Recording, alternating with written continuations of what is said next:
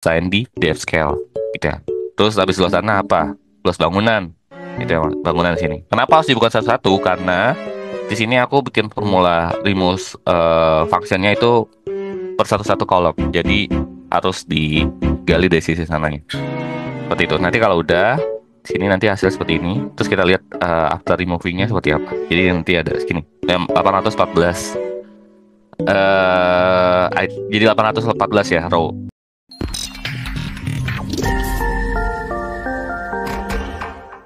Oke, di sesi kali ini kita akan masuk lebih dalam dari pembelajaran Python. Kalau misalkan di sesi sebelumnya kita sudah mempelajari machine learning workflow 1 untuk di polars, sekarang kita akan melanjutkan pembelajaran machine learning workflow-nya tapi di sesi yang keduanya.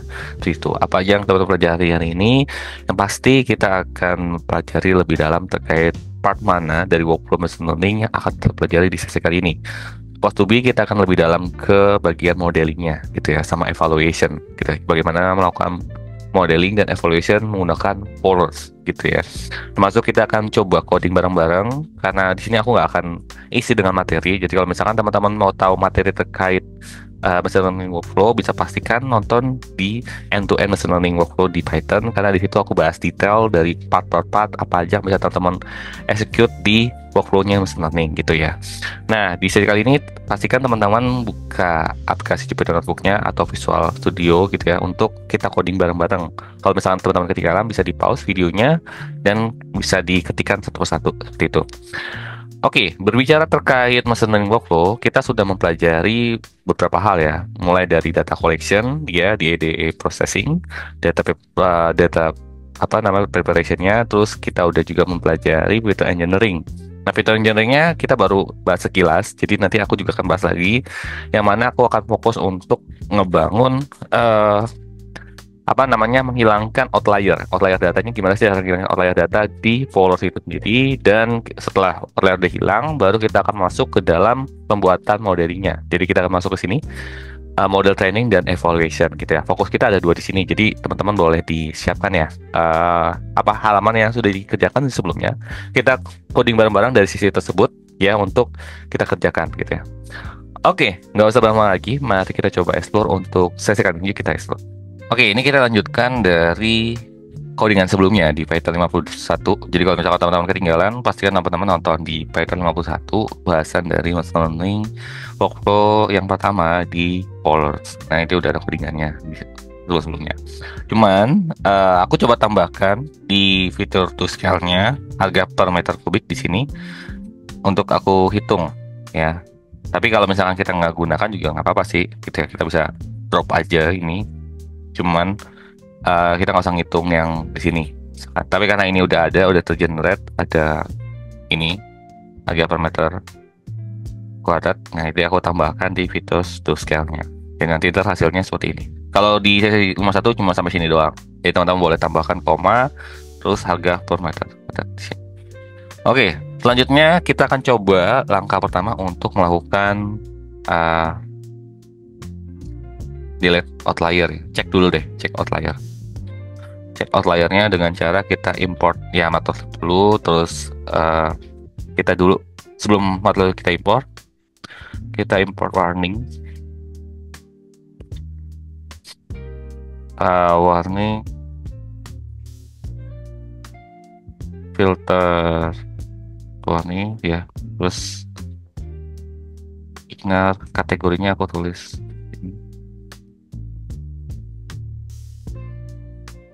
future warning. Iya. Nah, kalau udah baru kita import matplotlib, terus kita import seaborn. Oke, terus dari sini kita siapkan dulu feature-nya, fix size-nya, terus kita box plot. Terus aku ubahkan ke dalam bentuk pandas ya di sini. Karena memang di polars itu nggak ada library khusus buat visualisasi. Jadi kita perlu ngubah kembali ke dalam bentuk pandas. Caranya juga gampang sih, teman-teman cukup ketikkan bentuk pandas, nanti dia akan convert ke pandas. Seperti berikut. Nah, kalau udah baru kita tambahkan apa namanya aksesoris lah ya. Penulisan labelnya itu 45 derajat. Terus ada title-nya, box plot of features gitu ya. Terus kita plt show. Nanti hasilnya seperti di bawah ini. Nah, tada. Oke, pertanyaannya adalah kalau misalkan nggak pakai tuh pandas gimana hasilnya? Sebenarnya bisa-bisa aja jalan, cuman labelnya nggak ada kayak gini. Jadi teman-teman harus nge-define lagi sini nama-namanya apa. Walaupun sebenarnya kita udah tahu ya, ini ada luas tanah, luas bangunan, kamar tidur, kamar mandi dan seterusnya. Tapi kalau misalkan teman-teman mau lihat ada nama-namanya, ya diubah dulu ke pandas nanti biar ada tulisannya seperti ini. Seperti itu. Nah, selanjutnya kita akan coba. Ini kan ada outlier ya dari data yang kita miliki. Ini kita nggak bahas statistik ya. Karena kalau bahas statistik kita harus identifikasi outliernya harus di keep atau di delete. Nah, aku kasusnya adalah kita mau delete outliernya. Jadi outlier yang ini, ya. Terus yang ini ada outliernya banyak banget. Ini, terus ini ya. Ini kan kita mau delete. Nah, biasanya kalau aku itu adalah mau coba bikin function dulu ya gitu ya. Jadi nanti ntar aku bikin function di dev ya, dev remove outlier IQL, kolomnya aku pilih Q1 Q2 Q3, terus Q3 nya dikurangin lower bound ya kayak gini boleh. Jadi nanti di sini aku akan nge-return kolom dari yang ku select gitu ya. Ku select itu harus gak ada outliernya. Nah, ini kita udah bikin functionnya kan, kita jalankan functionnya. Terus kemudian kita lakukan iterasi per column name. Nah, caranya kita for feature in features to scale. Jadi feature scale-nya akan aku iterasikan untuk aku gali gitu ya dari masing-masing kolomnya. Jadi nanti ntar dia akan iterasi luas tanah, luas bangunan, kamar tidur, kamar mandi, luas umur bangunan dan seterusnya sampai harga per meter kuadrat. Seperti itu. Oke, kita jadi di sini for feature ya di sini for feature in feature scale. Nah, nanti di sini kita masukin fiturnya dulu di sini. Fiturnya adalah iterasi. Jadi dia akan masuk ke salah satu nih contoh. Luas tanah. Jadi nanti ntar luas tanah masuk ke sini nih. Ya, terus dia nge-assign di depth scale gitu ya. Terus habis luas tanah apa? Luas bangunan. Itu ya, bangunan di sini. Kenapa harus dibuka satu-satu? Karena di sini aku bikin formula remove functionnya itu per satu-satu kolom. Jadi harus digali dari sisi sananya. Seperti itu. Nanti kalau udah di sini nanti hasil seperti ini. Terus kita lihat after removingnya seperti apa. Jadi nanti ada segini 814. Jadi 814 ya row. Cuma kita lihat sebelumnya. Kita lihat sebelumnya print before-nya berapa. Nah, before-nya 960, berarti ada sekitaran 100-an ya yang terdelete dari itemnya. Nah, setelah udah kita ngebuatin ini, berarti kita harus langsung masuk ke dalam pembuatan modeling model. Caranya gimana? Kita bisa pakai scikit-learn. Ya, scikit-learn model selection kita bagi dua dulu datanya antara apa namanya? Test splitnya. Tapi sebelum itu kita ubah dulu ada X sama Y-nya dulu. Nah, X-nya itu adalah kita ambil dari depth scale-nya. Ya, depth scale yang udah di scale gitu ya. Harusnya di sini namanya yang depth scale juga nih, biar nggak terkecoh. Oke, nggak apa. Drop ini, terus Y-nya adalah Y-nya adalah di sini. Oke, terus kita masuk ke apa namanya? Dibagi 10 test gitu ya. Dibagi dua gitu antara data training sama data testingnya. Itu kita bagi dua kira seperti ini ya. Jadi nanti ada X10, X-test, Y10, Y-test. Nah, dibaginya komposisinya test size-nya 0,2, training testnya 0,8 seperti itu. Nah, kalau udah baru kita akan masuk ke modelingnya. Jadi aku gunain dua, contohnya misalkan ada random forest, kemudian aku import juga linear model dari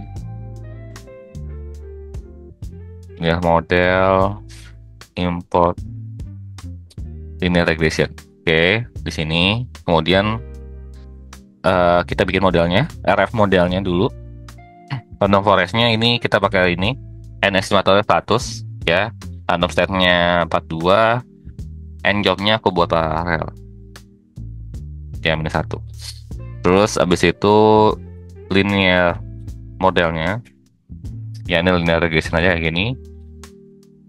Kalau udah kita jalankan, kemudian kita fit data trainingnya ke dalam model yang sudah kita create di atas. Oke, di sini kita panggil train model.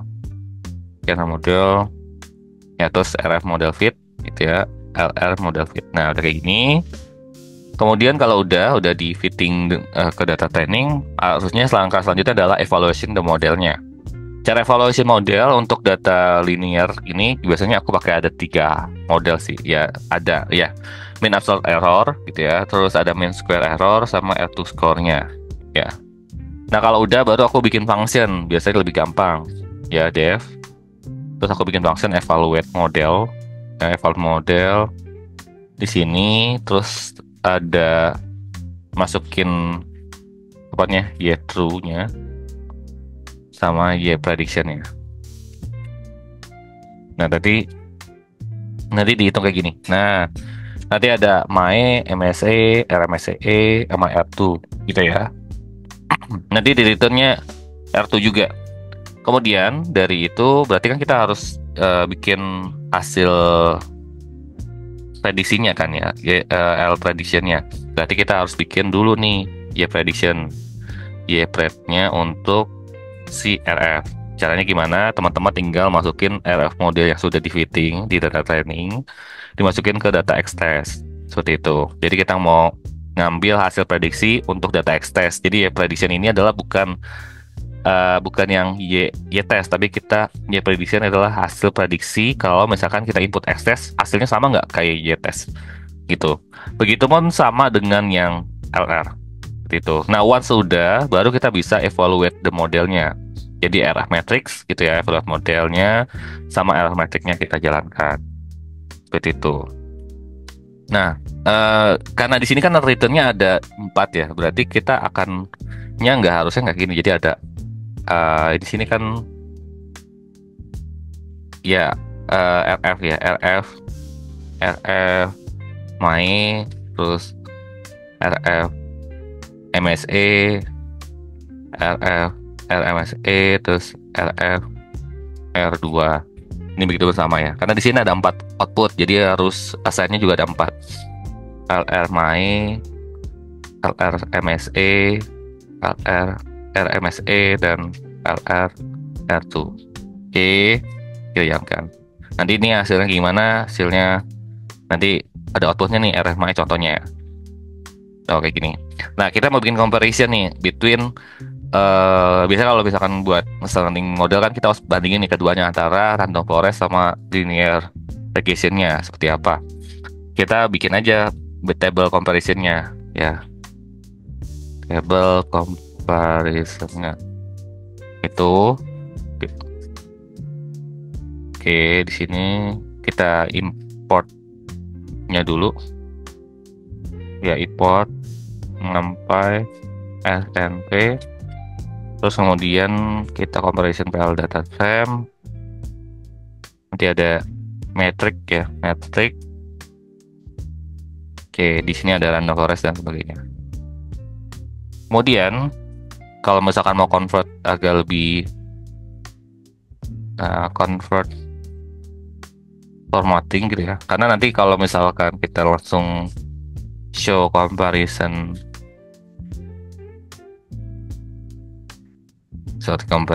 DF itu hasil kayak gini. Kita jalanin dulu ya. Nih hasilnya langsung kayak gini. Cuma kan angkanya kurang menarik ya. Nah, kita mau ubah ke dalam bentuk numerik. Biasanya aku ubah tuh andas gitu ya. Terus aku limit nya anak lambda x2 instant di. Oke, coba ya. Nah, jadi nanti langsung dapat angka yang gini, angka numeriknya. Itu. Jadi kalau ini kan bisa kelihatan nih mana yang lebih bagus. Kalau misalkan teman-teman perhatikan, mainnya paling kecilnya di random forest, MSE-nya paling kecil di random forest juga, RMSE-nya juga paling kecil di random forest. Secara R2 square-nya Di random forest 0,98 lebih tinggi dibanding linear regression. Bisa nggak sih kita pilih random forest? Ya itu tergantung kebijakan teman-teman dalam menganalisa hasil modelnya. Itu kembali lagi ya. Gitu. Tapi aku kan nggak bahas secara statistiknya. Nanti kalau misalnya teman-teman mau bahas lebih statistiknya, bisa nonton di end-to-end machine learning yang ada di video-video sebelumnya. Oke, itu dulu untuk sesi kali ini. Semoga bermanfaat. Sampai ketemu di sesi selanjutnya. See ya. Thank you buat teman-teman yang sudah nonton dari awal sampai akhir di video ini. Semoga sesi kali ini bermanfaat buat teman-teman. Jika teman-teman ada pertanyaan terkait sesi kali ini, boleh drop komen di bawah, gitu ya. Nanti aku bahas teman-teman terkait isu yang teman-teman hadapi, gitu ya. Pastikan teman-teman like and subscribe karena di setiap hari Rabu kita akan selalu update terkait pembelajaran Python. Gitu, so jangan sampai ketinggalan setiap update terkait pembelajaran Pythonnya, gitu ya. Kalau ada rekomendasi, Kak bisa bahas ini nggak, bahas apa gitu ya, bisa di drop juga di bawah, gitu ya. Oke, itu dulu untuk dari sesi kali ini. Sampai ketemu di sesi selanjutnya. See ya.